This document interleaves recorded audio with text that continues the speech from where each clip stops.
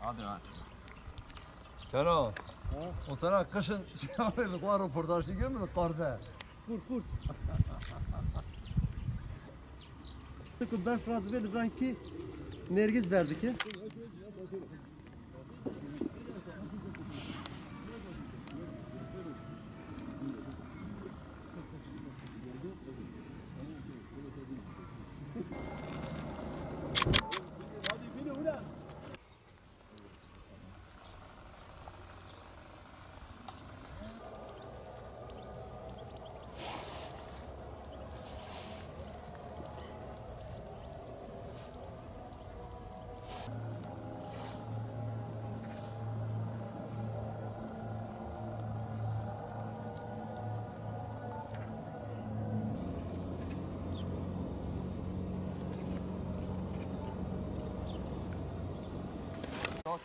Her sene bu aylarda burada 2 metre kardı.